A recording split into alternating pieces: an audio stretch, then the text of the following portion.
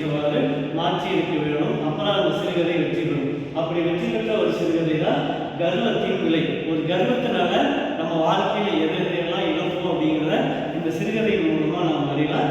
அளவான கதாபாத்திரங்கள் தான், மனிதர்கள் எதுவும் பெருசாக இடம் பெறாம ஒரு சிற்பி, இது கடலில் வாழக்கூடிய ஒரு சிற்பி, கடலுக்கு வெளியே இருக்கக்கூடிய ஒரு காகம், இவங்களுக்குள்ளார நடக்கக்கூடிய ஒரு சிறுகதையா இதை படைச்சிருப்பாரு. இந்த காலம் பார்த்தீங்க அப்படின்னா கடற்கரையை ஒட்டி இருக்கக்கூடிய ஒரு பல்கலைக்கழகம், அது அறிவியல் பல்கலைக்கழகத்தினுடைய பக்கத்தில் இருக்கக்கூடிய மரங்கள்ல வசிக்கக்கூடியது. இந்த சிற்பி பார்த்தீங்க அப்படின்னா கடல் இருக்கக்கூடியது, முத்துவை உருவாக்கக்கூடிய அந்த சிற்பி கடல் இருக்கக்கூடியது. அந்த கடலுக்கே தாண்டா அழகு சேர்ப்பது போல இந்த சிற்பி நினைச்சிட்டு இருக்குது.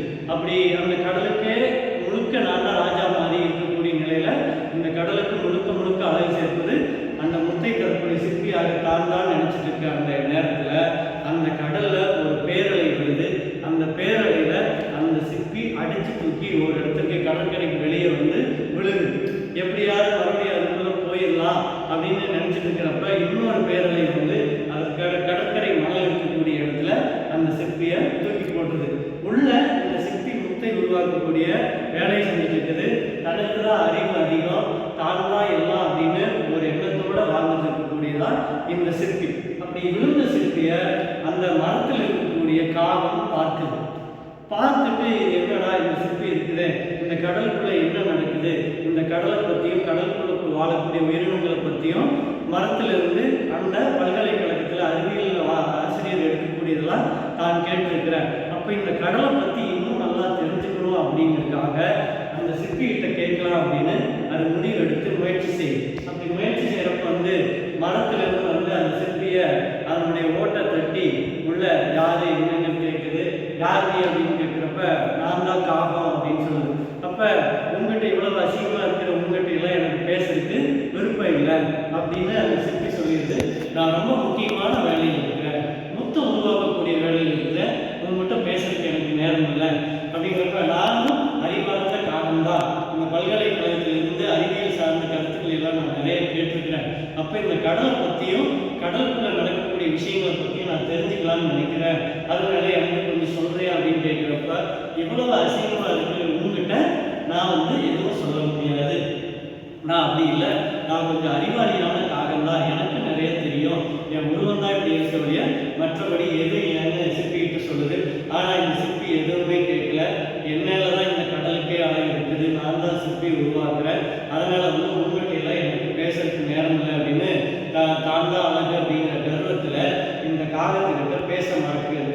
உங்கள்கிட்ட நான் எதுக்கு பேசணும், எதுக்காக பேசணும், பேசினா எனக்கு என்ன, எதுவும் கிடைக்க போறதில்லை, அதனால உங்ககிட்ட நான் பேச போறதில்லை அப்படின்னு சொல்லிடுது. இப்படியே கர்வத்தில் இந்த சிற்பி ஒவ்வொரு விஷயமா பேச பேச பார்த்தீங்க அப்படின்னா இந்த காகத்துக்கு கோபம் வருது. ஓ, உனக்கு அப்படி ஒரு எண்ணம் இருக்குதா, இதனால் ஏற்படக்கூடிய ஏதாவது பாதிப்புகள் நடந்தால் நான் பொறுப்பு இல்லை அப்படின்னு இந்த காகம் சொல்லுது.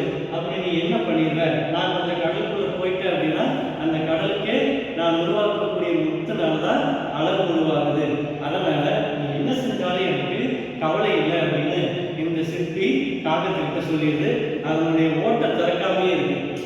என்னதான் நம்ம படிச்சிருந்தாலும் என்னதான் நமக்கு மிகப்பெரிய அறிவு இருந்தாலும் யாராவது கேட்கும்போது அந்த அறிவை மற்றவங்களுக்கு பயன்படுத்துகிற வகையில் நாம் சொல்வதற்கு தயாராக இருக்கணும். ஆனால் இந்த சிற்பி அப்படி தயாராக இல்லை. இதை பார்த்து இந்த காகம் பார்த்தீங்க அப்படின்னா இந்த சிற்பியை நம்மளுடைய ஓட்டோட அழகாக தூக்கிட்டு அப்படியே மேலே உயர பறந்துட்டே இருக்குது. பறந்து பறந்து பார்த்தீங்க அப்படின்னா பாறையில் இருக்கக்கூடிய இடத்துல இருந்து ரொம்ப மேலே பறந்து அதிலிருந்து தன்னுடைய அலையிலிருந்து அந்த சிற்பியை அப்படியே தூக்கி போட்டுருது.